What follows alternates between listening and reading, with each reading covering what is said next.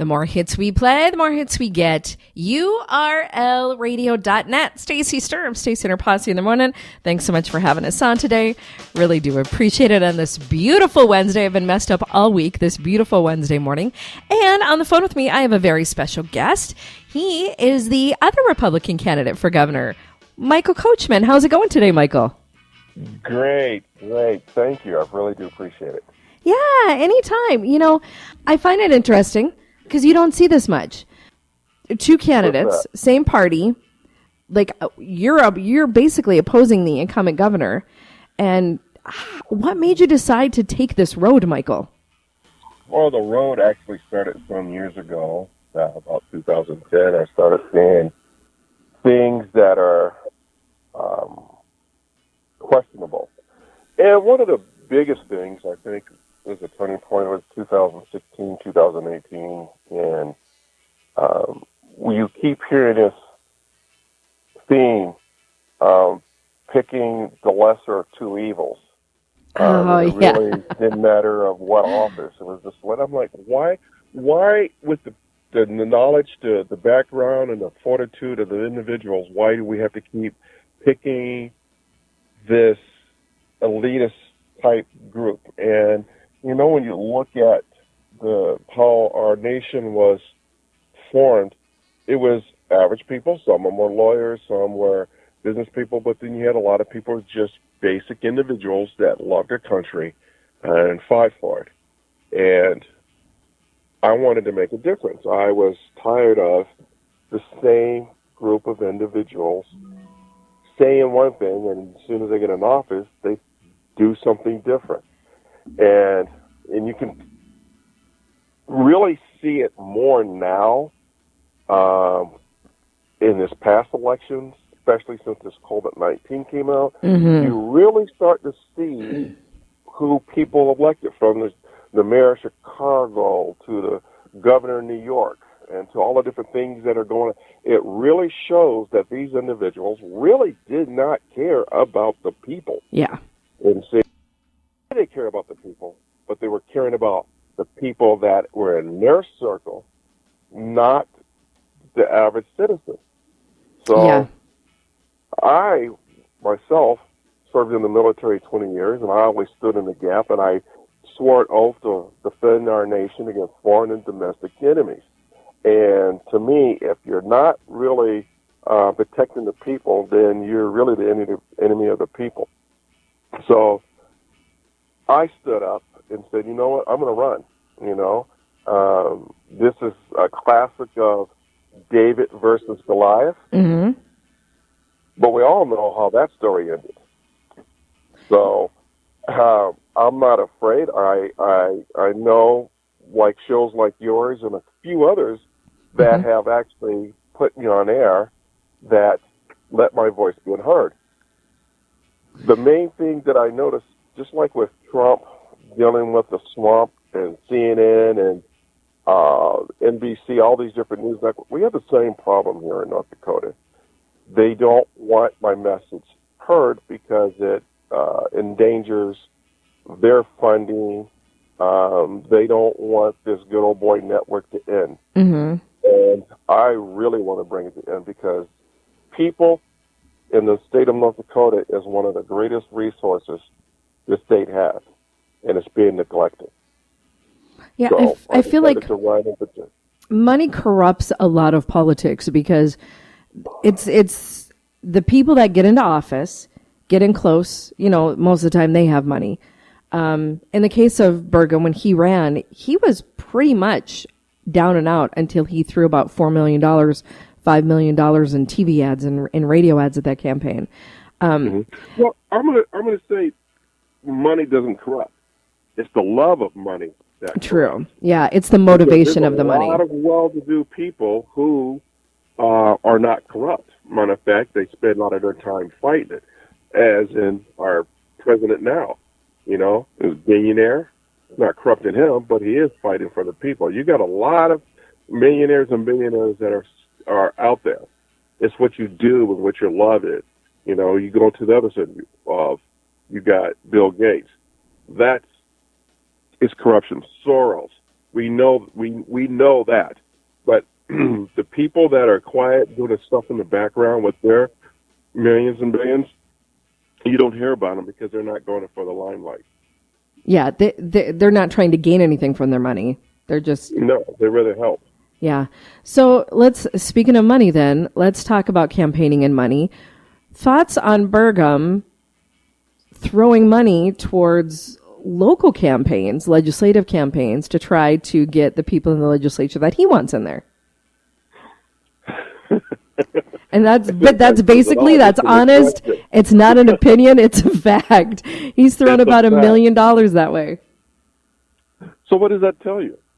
Well, it's obvious that he just wants people around him that agree with him and will vote the way he needs people to vote. Right. So is it about the people then? I'm going to go with no. It's about doing what he wants to do. To throw, normally at the convention, and I'm kind of glad we didn't have one because now we see what happened. I think there would have been a sleight of hands at the convention. Not saying it would. It could be. Or did Trump say, maybe, maybe not, we don't know. But there could have been a sleight of hands at the convention, getting the people to win it at the convention. But now people are starting to see who these individuals are. Now, as far as throwing the money behind them, you know what? The question is, like I tell people, how do you get a socialist elected? How does a socialist get elected? Well, you run as a Republican. And that's how you do it. What is the name of what's a rhino stand for? Republican in name only. We hear that for such a long time that it became, second nature, like, yeah, we know it's a rhino, but he still says he's an R behind us. Well, a R does not mean that they are Republican. I helped with a bunch of other individuals who are, I believe, really love the Constitution, and we fought for the resolutions for the Republican Party. I tell people two things if you're going to elect an individual. One, do they fully support the Constitution from the beginning to the end? The second thing, do they support the resolution from page 1 to the end? I think it's like page 52, 53. Mm-hmm. All those things, because those are the values that we stand as Republicans, and really anybody. You don't have to be Republican to stand on these same values, but that's who you need to elect. And not just from governor only, but for your senators, your representatives, your mayors, your county commissioners, your council, anybody who's running for office, sheriff. They need to have you need to have some type of guideline. Well, most of those guidelines are, you put a check if you say I could do this. I'm not going to say, well, actually I can say, a lot of them have X's for the present governor because he is not. You don't throw money against conservative. That is what Republicans are supposed to be, is conservative. Yeah. Fiscal conservative. But if you're saying, hey, look, I really don't want fiscal conservative, what does that mean?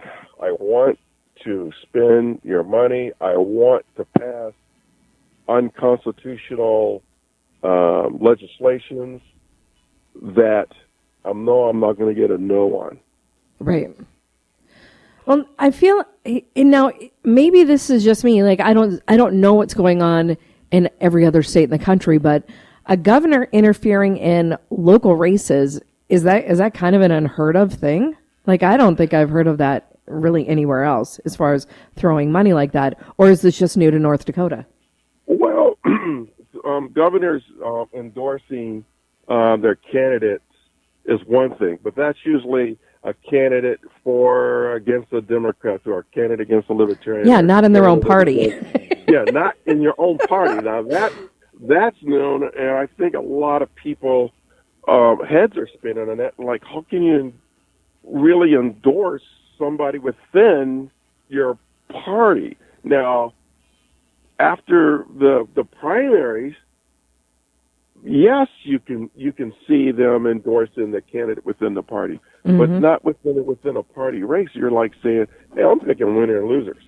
You know what? it doesn't matter what you're saying, it's what I want. That's not how you do it, at least not ethically, Can it be done? Well, it's being done, Yeah. obviously. But the problem is, what do you do? So you're saying, well, we could vote the person out. Well, that's another problem. As you know, there was an executive order that stated that it's all going to be mail-in. Why?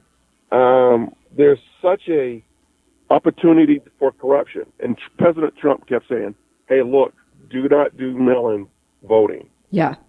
And you're like thinking, here in North Dakota, we should know that issue. We got this problem bad. So anyway, going to the mail-in ballot says, well, there's nothing we can do. We don't have the volunteers. The governor said do this. Then I know I sent a letter, and I think a bunch of other people sent the letters to the governor saying, hey, look, this is unconstitutional. And this was like on a Wednesday, Thursday. Well, that Friday, which I believe about a week ago, this past Friday, he states that we're removing this executive order. And if the counties want to have voting booths set up, they can. Right. Which sounded good until I started doing some research, okay? So yesterday I called the Grand Forks County Commissioners, and I wanted to talk to Deb Nelson. They said, I picked up the secretary, and they said, how can we help you? And I said, well, I want to know if you're going to have voting booths here in Grand Forks County. Yeah. And they go, no, because the governor said. I said, but he rescinded that, and not only that, by North Dakota Century Code, you're still supposed to have a voting booth. Yeah. Well, you want to talk to a commissioner? I said, sure, I talked to a commissioner. So I talked to one commissioner, his name was Tom, and I started explaining. He started, no. Got a little hot with me, and he says, no, it's going to affect old people. We don't have the volunteers. All this other stuff. I went melt mine today. It was real easy. I said, but it violates the Century Code. Right. He goes, I don't care. I said, what about the Constitution? It doesn't matter because we're in a pandemic. I was like, wow. So therefore, a pandemic can't override the Constitution. So I said, so anything goes during a pandemic. It's all good. Yeah, everything goes. Let's go deal drugs. Let's go rob stores. It's all good. It doesn't matter. It's during a pandemic. So I said, okay. And he got upset and hung the phone. So I said, I called the auditor's building. I said, can I talk to another commissioner? And they gave me Bob Ross. Bob, I know Bob for a long time. He was a sheriff here in Grand Forks County. I said, Bob, what's going on here? He goes, okay, why can't we have voting booths? And he goes, look, the governor said, hey, look, that we're going to have mail-in. Then he rescinded it. And I'm like, wow, he's being honest with this, because when I told the other commissioner, another person, I said, look, but the governor rescinded it. And they're like, no, he didn't. I said, yes, he did. Yeah. And I explained to them why. So they're like, well, I didn't know that. But obviously, I don't know if they were paying attention or they weren't at the same meeting that Bob was. But Bob said, hey, no. And I know that the governor rescinded it. But Deb said, hey, look, it's impossible for us to get the voting booth up. We got new machines, the training, all these different things. And I said, thank you, Bob. I said, thank you for being honest. He said, like, I've known you for a long time. No problem. So after I finished talking with him, I started thinking there was something another person put out for running for DPI. I'm trying to remember what he had on the letter. But anyway, the thing of it was, I think this was a thing to make the counties take the hit. In other words, you put out a problem like a flu problem. Yeah. And you have the cure, but you don't tell people you have the cure. Okay? You ever heard of a scenario like that? Yeah, isn't that pretty much all of our modern medicine? Yeah, isn't that the healthcare system kind of in a nutshell right now? The most recent, the COVID-19, because the governor put a thing out there saying, hey, look, do mail-in, and then rescind it. Now. And obviously rescind it with not very good communication. No, I think it was, this is what I think the purpose was. No matter what, it was going to be a no-win scenarios for the counties. Because the state really kind of dictated the counties to do this. They should have the state say, hey, look, because if you want to have a voting booth, we need to, and it was our bad, then you need to have the funding. We need to either, one, move the dates of the election, which is no problem, because why can't you move the date of the primary? Because they do everything else for COVID-19. Yeah. Shut down business, whatever. You can do whatever you want except for the things that we want. In other words, I have money for me, but I don't have money for you.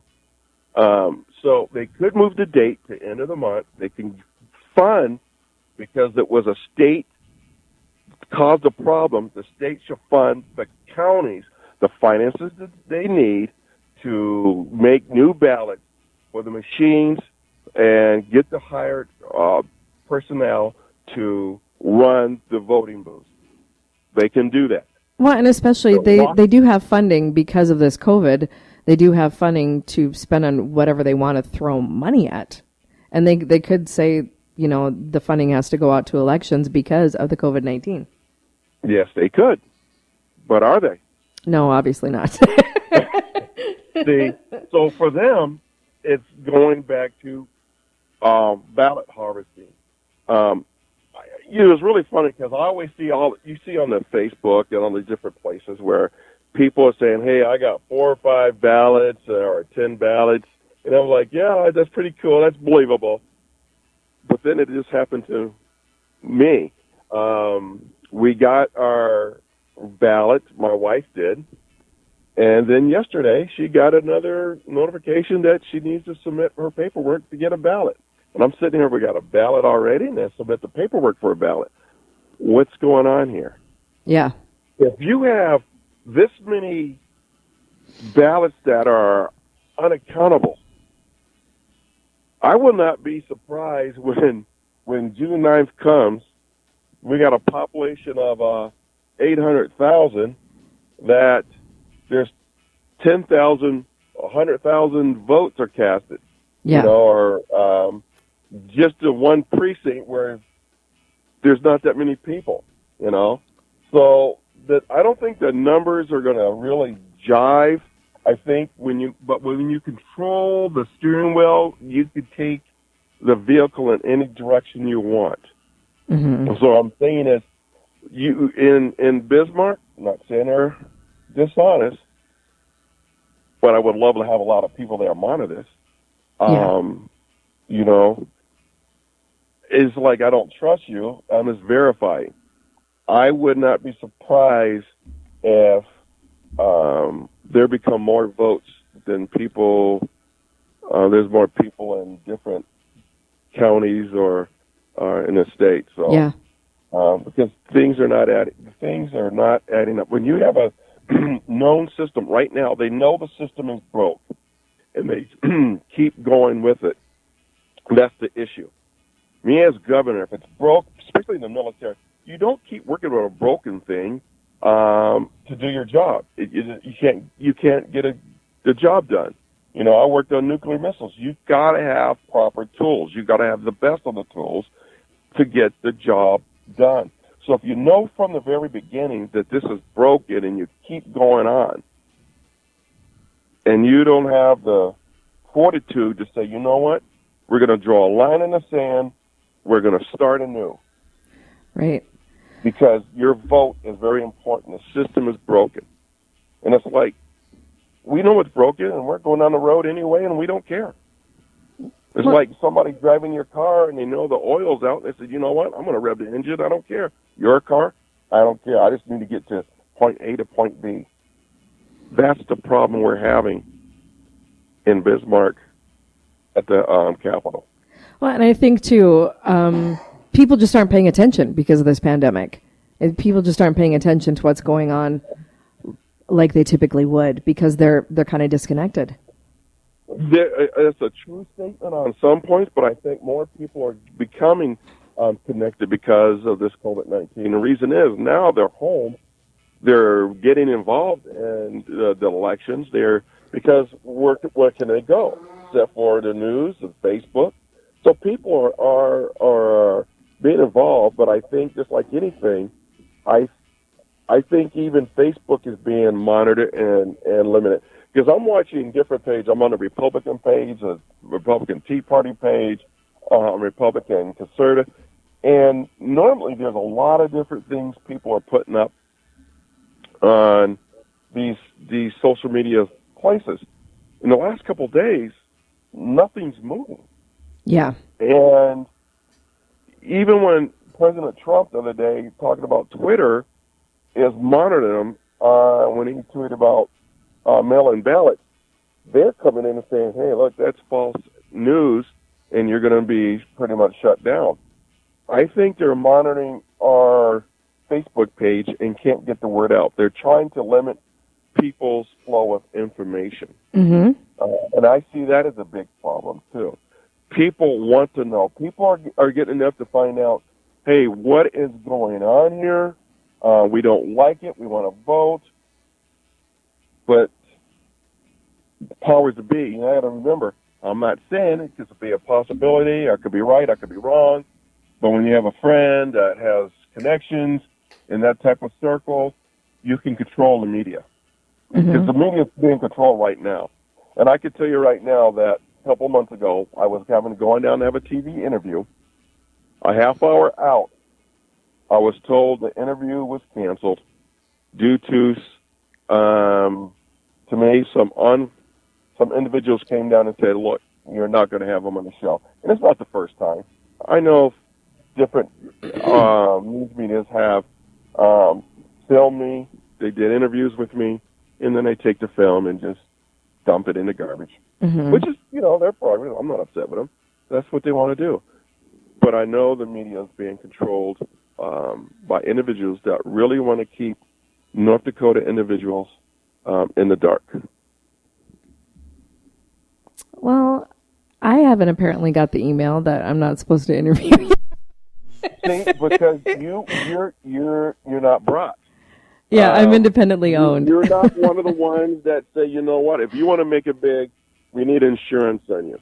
You're like, no, I'm an independent. This is okay. You're just going to be one of those that we're going to do everything we can, non-visible, to let you know that you may not succeed. You might want to have these things. We're going to let you get as high as you think you want to get. That's about it. But to really crack that glass ceiling for independent people like you, it's going to be tough. It's going to be tough because, like you like to be known nationally wide and have over 100,000, 200,000 followers. They're going to try everything they can without you knowing it to limit you, because that's how they work, in the dark. Mm-hmm. Well, if people want to find out more about a little bit about what your stance is on issues, any kind of campaign information you might have, what's the best way for them to find out about you, Michael? Go to michaelcoachman.com.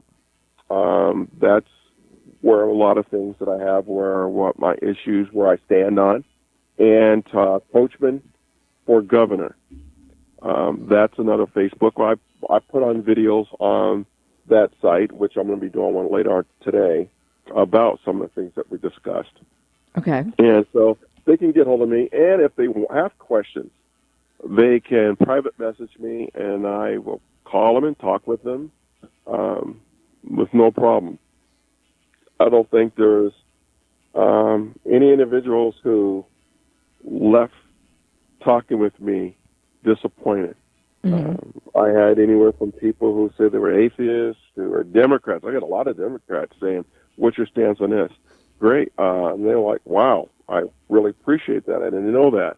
Or another question, they go, how come we don't hear about you? That's because the media.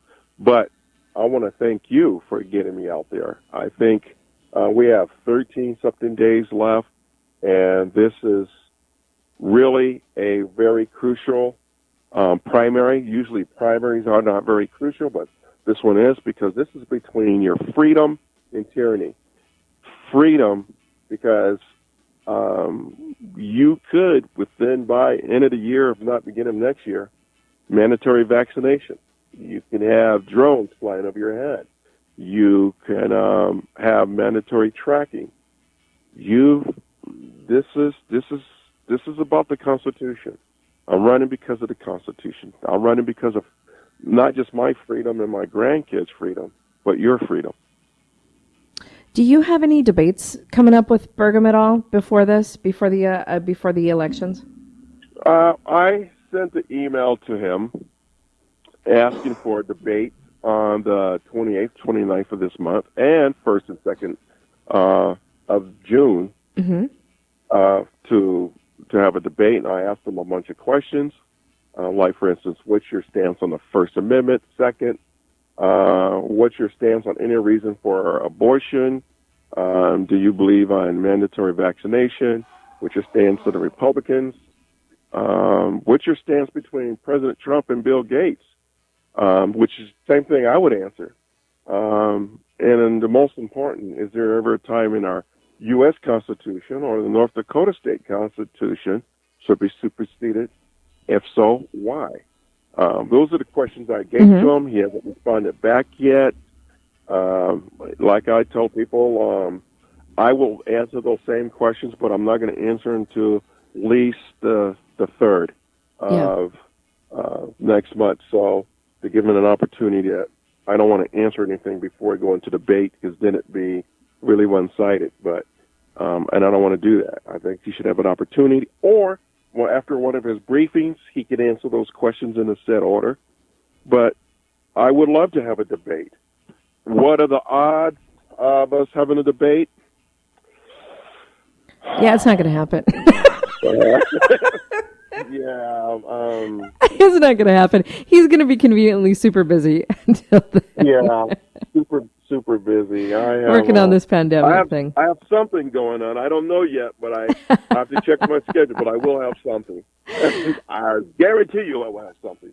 But it would be nice. And like I tell people, voting is the most important right that you have. But to vote correctly, or to vote logically, you have to know who and what you're voting for. And to do that, you have to have debate. Because, if somebody says, you know what, Coach, I don't like your stance on that, but at least you heard my stance. Right. I don't mind you voting for anybody else. That's what makes America great. But you still need to hear who you're voting for. You need to hear your choices. And if you don't, why are you voting? Right. It says, well, I don't know who this person is, so I'm just going to vote for the other person that is up. That's not logical. Well, we went and played hockey together. We went to school. That's not how you vote either. You have to vote on issues. All right. So once again, what is your contact information and your information if people want to find out more about you, Michael? Okay, it's michaelcoachman.com. Again, and Coachman for Governor on Facebook. All right. Sounds good. Best of luck to you. Thank you, and I really appreciate you for the opportunity to talk to the people in the Bismarck area and around the state. Thank you. All right. We'll talk to you later, Michael. All right. Bye-bye. Okay, thanks.